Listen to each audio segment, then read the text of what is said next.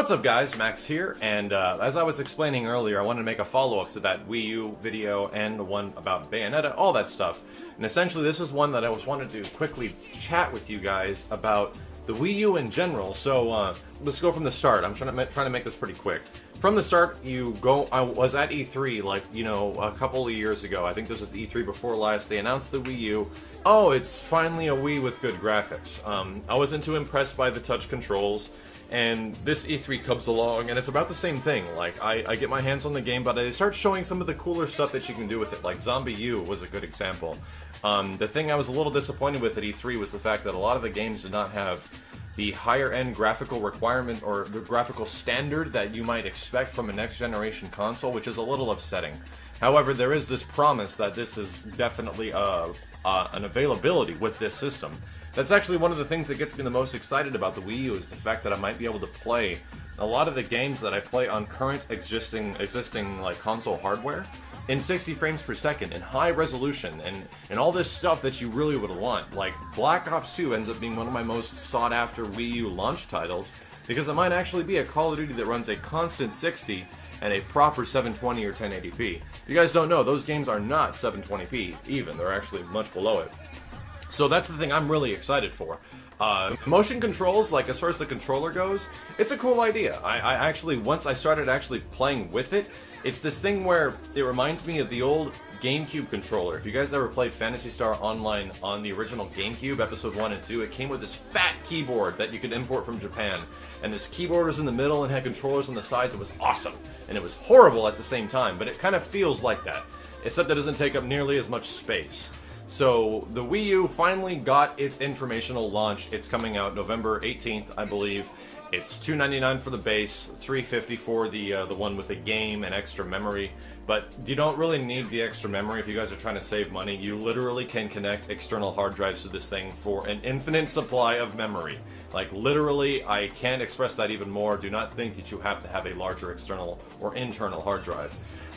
But the fact is that this game, the system started getting actual games announced for it. And that's what got me excited. I'm not the guy that's like a Nintendo fanboy and will just jump over anything Nintendo. I like seeing innovation, and I like seeing it when a company is giving support to other developers, especially when they were saying they were going to help out Platinum Games. I see a lot of potential with, like, whoa, Platinum Games might have some serious games coming out on this system. That could be really cool.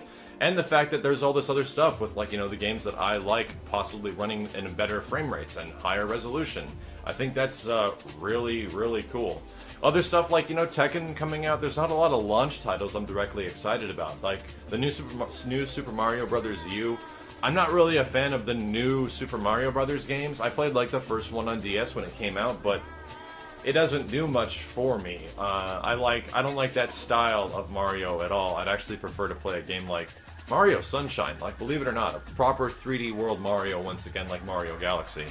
So, all this information came out, the system has finally been revealed. The biggest bummer about this entire thing is the fact that they haven't really gone into information about how Nintendo Network is going to be used on the Wii U, because I think that's one of the most important factors. You now have a system that is using somewhat outdated tech in its console. It's not using anything that's like mind-blowing. It looks like the developers will actually have to work pretty hard to make that work to their advantage. But at the same time, it's also got this other stuff that other systems have done very well. PlayStation 3 has a free online network. Xbox 360 has a pay-to-play online network, but it works great, and it probably has the best online of any console experience you can possibly have. And Nintendo absolutely needs that, like, desperately needs that to be the case, whether it's free or pay. You know what, at this point, I don't care. It needs to have something that is easy to use, easy to manage, and there was this rumor that Valve was helping out Nintendo, and that would be amazing if Valve actually worked out their online infrastructure. Totally awesome, but I doubt it's going to happen. Nonetheless, there's this other thing, is the fact that this motion gaming thing is not directly taking from the roots of the original Wii system. It's got this touchpad thing, so it's kind of like a Nintendo DS, except for the fact that it's a larger touch motion control. And the biggest worry I have with this, and it's like, what is Nintendo doing when they came up with this design decision for this system, is the fact that, that's like mobile gaming for the past 3-4 years.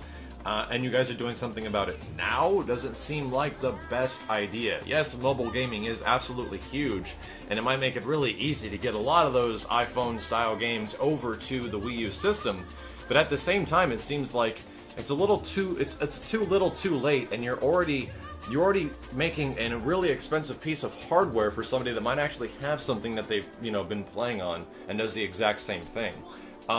Mobile gaming kind of bugs me just because of like the quality of a lot of the games. I don't have anything against people actually playing games. I have issues against people that try to like exploit people that don't know anything about games. Things like Farmville and what Zynga does and how Zynga steals ideas from people. I think that's the most messed up. I'm not saying Nintendo is doing that by any means. I'm saying that they're trying to get on this. They saw a chance with motion control gaming earlier to broaden the horizon of the Nintendo brand, and they absolutely did that. They kind of destroyed the hearts of a lot of the hardcore people. Like, I did not like the Wii very much, except for the fact that they published a lot of Sega arcade shooters on that system. That was the best part about it in games like House of the Dead Overkill. But other than that, this system needs to do something. It needs to actually bring back its hardcore audience, because at the end of the Wii's life cycle, that system wasn't selling very well anymore. It was actually the least performing of any of them, because once people actually understand gaming, they want to have real games. Most of the time, the casual environment grows up, no matter how old or young you are. And that's where Nintendo needs to evolve as well, is to have some real games on the system. Proper Zelda, F-Zero, Star Fox. Like, let's see you bring back the franchises that actually made the system really good.